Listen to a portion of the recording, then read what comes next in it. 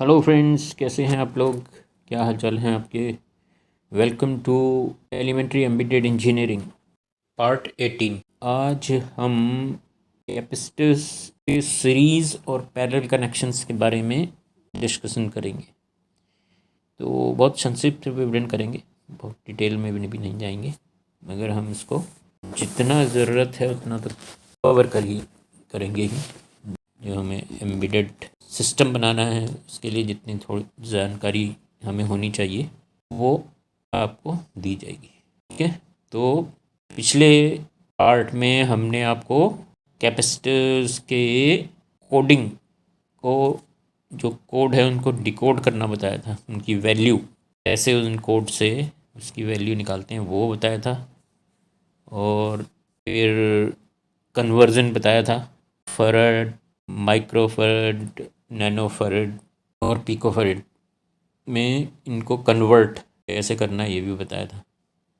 और हमने ये भी बताया था आपको कि जो कैपेसिटर्स हैं वो दो तरह के होते हैं, एक पोलराइज्ड होते हैं एक तरह के, और दूसरी तरह के नॉन पोलराइज्ड होते हैं, उनमें नेगेटिव पॉजिटिव नहीं होता है इनकी, और एक होते हैं जिनकी नेगेटिव और पॉजिटिव होते हैं। तो जो नॉन पोलराइज्ड होते हैं वो हमने आपको बताया था कि उनमें उनकी वैल्यू नहीं लिखी हुई होती है, वो कोड लिखे होते हैं, उनको हमें डिकोड करना होता है, वो आपको हमने बताया था। और जो दूसरे थे, जो कौन से थे, दूसरे थे इलेक्ट्रोलाइटिक टाइप जो थे, एल्युमिनियम इलेक्ट्रोलाइटिक टाइप, और टेंटलम भी होते हैं।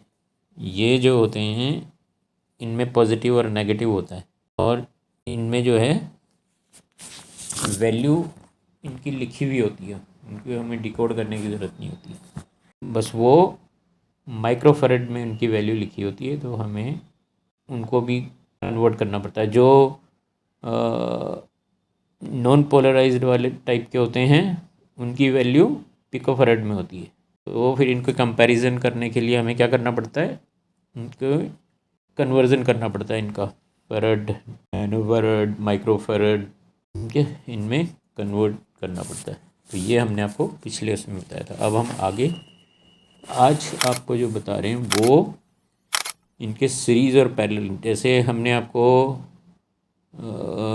रजिस्टर्स के बारे में बताया था कि रजिस्टर्स के सीरीज़ और पैरेलल कनेक्शन होते हैं, उसी तरह से इनके भी सीरीज़ और पैरेलल कनेक्शंस होते हैं, बस इनका थोड़ा सा उनसे कुछ हिसाब किताब थोड़ा उल्टा चलता है।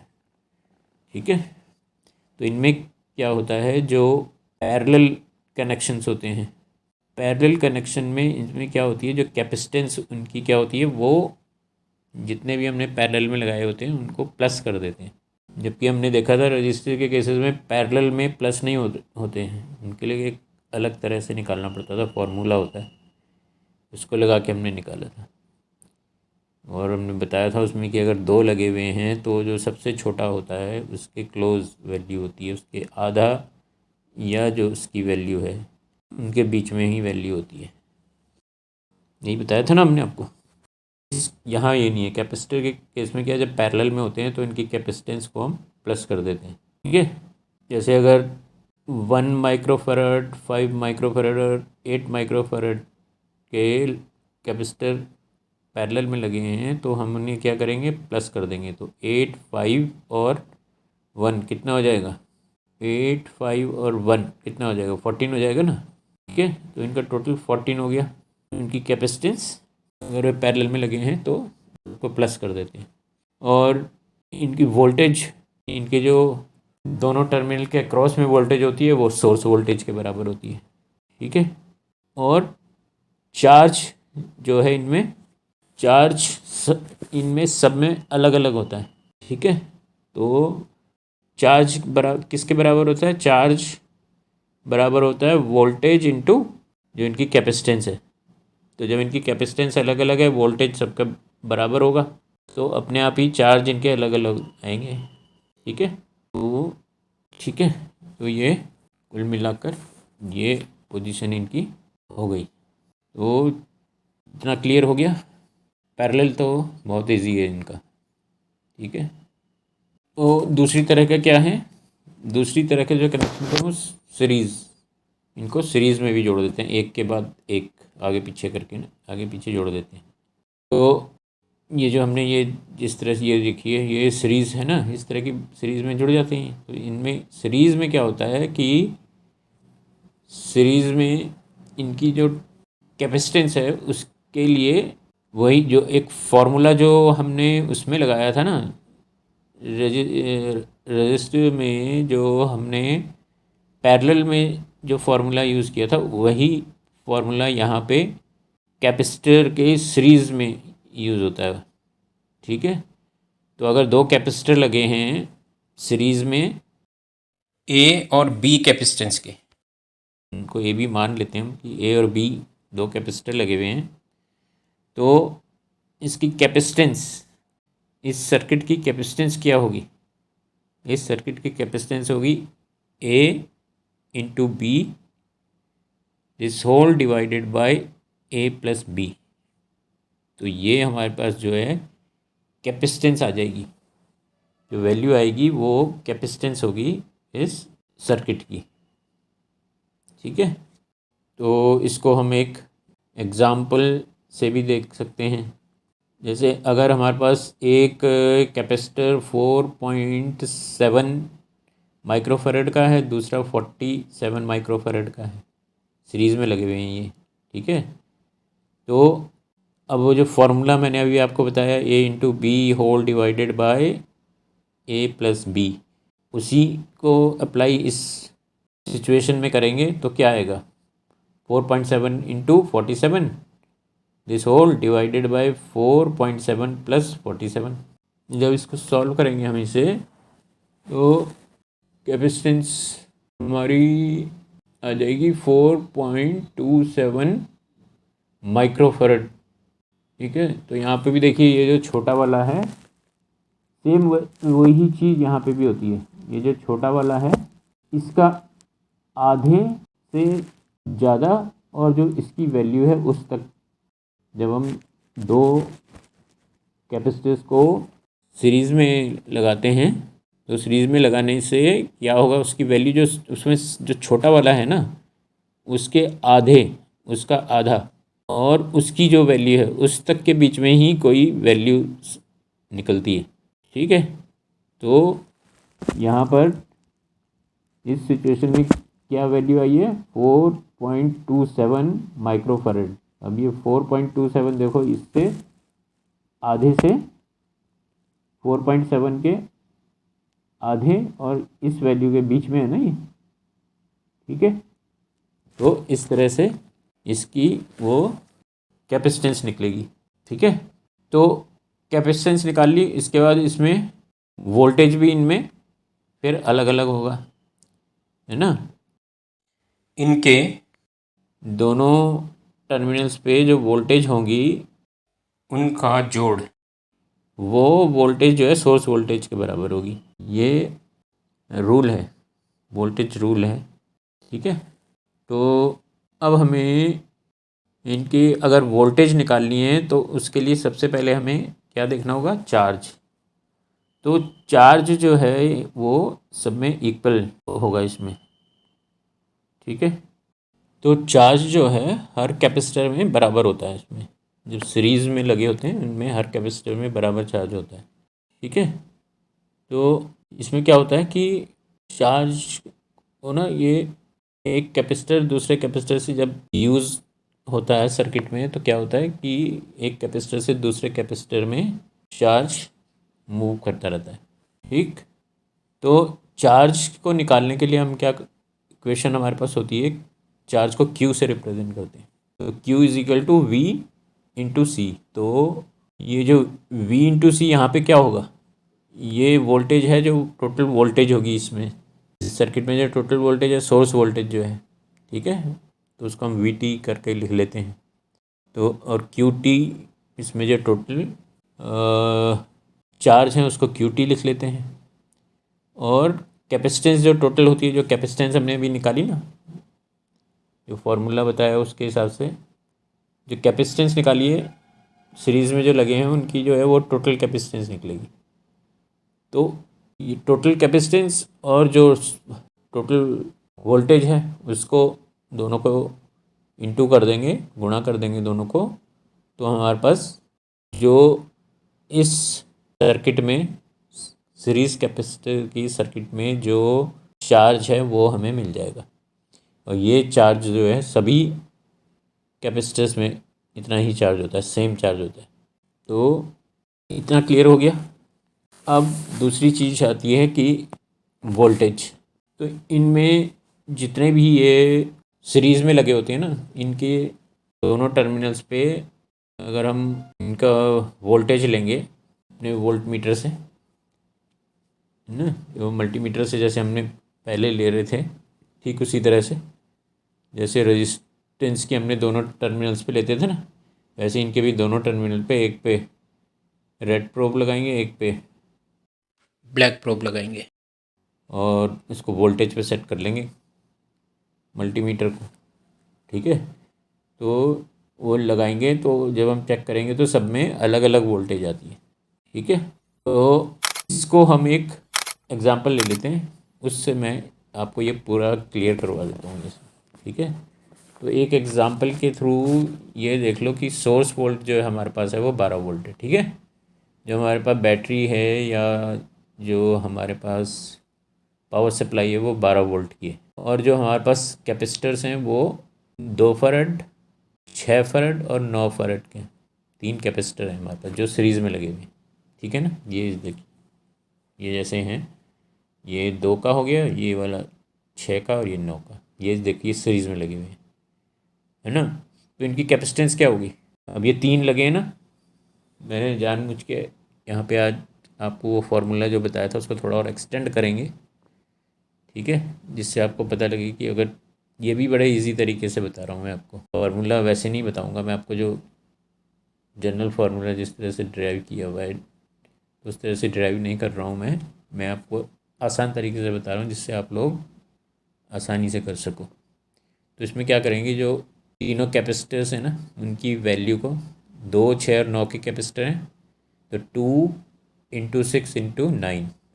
ठीक है, इस सारे को किससे डिवाइड करेंगे, इनकी गुणा कर देंगे आपस में। एक 3 है ना, तो इन तीनों की 2 2 करके गुणा करेंगे, फिर उनको प्लस कर लेंगे। जैसे यहाँ पे देखो 2 × 6, इन दोनों को एक ब्रैकेट में ले लिया हमने। ठीक है, प्लस 6 × 9, इनको भी ब्रैकेट में ले लिया, प्लस अब हमारे पास क्या बचे, 2 और 9, इनका पेयर नहीं बना ना, 2 × 9, इनको भी ब्रैकेट में ले लिया। ठीक है, और अब इस इक्वेशन को हम सॉल्व कर देते हैं। तो इस इक्वेशन को सॉल्व करके हमारे पास क्या वैल्यू आती है, वैल्यू आती है 108/84। ठीक, इनको जब डिवाइड कर लेते हैं तो हमारे पास फाइनल वैल्यू आती है 1.29 फरड, 1.29 फरड। ठीक है ना, इजी आ गया ना इस तरह से। हालांकि ये लेंथी हो जाएगा, लेंथी तो हो जाएगा ये, मगर आपको बड़ी आसानी से समझ में आ जाएगा। ऐसे ही अगर 4 लगेंगे तो 2 2 के पेयर करके हम चारों की, पहले ऊपर तो चारों को मल्टीप्लाई कर देंगे और फिर नीचे इनके पेयर बन जाएंगे, 4 पेयर बन जाएंगे। ये 3 थे तो 3 बने हैं ना, ऐसे ही 4 होंगे तो 4 पेयर बन जाएंगे। ठीक, तो ये क्या आ गई, ये आ गई इसकी कैपेसिटेंस। सीरीज़ में जो सर्किट है इसमें कैपेसिटेंस आ गई है ये 1.29। यहाँ पे भी देखो, ये मैंने बताया था ना, जो सबसे छोटा होता है उसके बराबर या उसके आधे से ज़्यादा, उसके आधे से ज़्यादा, आधा इसका 1 हो गया ना, तो देखो 1.29 है, ज़्यादा है ना, और 2 से छोटी है। ठीक, तो ये कैपेसिटेंस इसकी आ गई। अब हमें कैपेसिटेंस मिल गया। ठीक है, वोल्टेज हमें पता है कितनी है, वोल्टेज 12 है, 12 वोल्ट है ना, टोटल वोल्ट कितनी है इसमें, 12 है। तो टोटल कैपेसिटेंस, कैपेसिटेंस सर्किट में जो होता है सब में बराबर होता है हर उसमें। तो और वो क्या करता है, एक से दूसरे में मूव करता रहता है। तो टोटल चार्ज कितना हो गया, 12 × 1.29। 1.29 क्या है, जो टोटल कैपेसिटेंस के लिए, और ये टोटल वोल्ट है, जो सोर्स वोल्ट है वही है ना टोटल वोल्ट। ठीक है, तो इन दोनों की इंटू कर दी तो टोटल चार्ज निकल जाएगा। यही चार्ज सब कैपेसिटर्स में इतना ही चार्ज होता है। 15.48 चार्ज सारे कैपेसिटर्स में होगा। ठीक है, जितने भी सीरीज़ में लगे हैं, 3 लगे हैं ना, तीनों में इतना चार्ज होगा। चार्ज सब में बराबर होता है। ठीक है, अब हमें चार्ज भी मिल गया, हमें टोटल कैपेसिटेंस भी मिल गई। तो अब हम वोल्टेज निकाल लेंगे। चार्ज कितना है? 15.48। ठीक है, 15.4 कूलम में करते हैं इसको रिप्रेजेंट, छोटे क्यू से। ठीक है, रिप्रेजेंट करते हैं, इसका यूनिट है कूलम, छोटे क्यू से उसको हम रिप्रेजेंट करते हैं। तो voltage equal to charge upon हर उसका जो कैपेसिटेंस हो जाएगा। सब में अलग अलग वोल्टेज होगी ना, सब जितने भी इनके टर्मिनल में हैं, दोनों के टर्मिनल्स में जब हम प्रोब रखेंगे तो सब में वोल्टेज अलग अलग आएगी। तो वो वोल्टेज कितनी होगी? इस दो वाले की वोल्टेज होगी जो चार्ज है हमारा, वो डिवाइडेड बाय 2, कैपेसिटेंस 2 है ना, तो वो कितनी आ जाएगी? ये आ जाएगी आपकी 7.74। ऐसी V2 ले लेते हैं हम, दूसरे वोल्टेज दूसरे की। ठीक है, ये 2 तो इसकी हो गई, 6 ले लेते हैं इसको, ये 6 है ना, V6 कर लेते हैं। V6 मैंने जिसकी कैपेसिटेंस 6 है उसकी वोल्टेज कितनी होगी? कितना है? 15.48। ये क्या है? चार्ज अपॉन जो इसकी कैपेसिटेंस है, इसकी कैपेसिटेंस 6 है ना, तो 15.48 डिवाइडेड बाई 6 तो आ जाएगा 2.58। ये हो गया वोल्टेज इस वाले के। 6 का जो वोल्टेज है वो इतना है। ठीक है, जो 6 जिसकी कैपेसिटेंस 6 है उसका वोल्टेज 2.48 है उसके क्रॉस। जिसकी कैपेसिटेंस 9 है उसका वोल्टेज, इसको V9 से रिप्रेजेंट किया ना हमने, तो वही 15.48। 15.48 क्या है? वो जो हमने चार्ज निकाले हैं। ठीक है ना, charge upon capacitance, voltage is equal to charge upon capacitance. तो चार्ज कितना है? 15.48, और कैपेसिटेंस कितनी है तीसरे की? 9। तो इसको डिवाइड कर देंगे तो आएगा हमारे पास 1.72। ठीक है, लगभग इतनी वैल्यू आएंगी। ठीक है, इनको प्लस करेंगे तो ये लगभग हमारे पास इसके बराबर ही आएंगी, सोर्स वोल्ट के बराबर होगी। ठीक है, ये जो है सोर्स वोल्ट के बराबर होनी चाहिए। थोड़ा बहुत इधर उधर हो सकता है, पॉइंट्स में होता है ना वैल्यू, तो इनको अगर टोटल करेंगे तो वो हमारी सोर्स वोल्ट के बराबर होगी।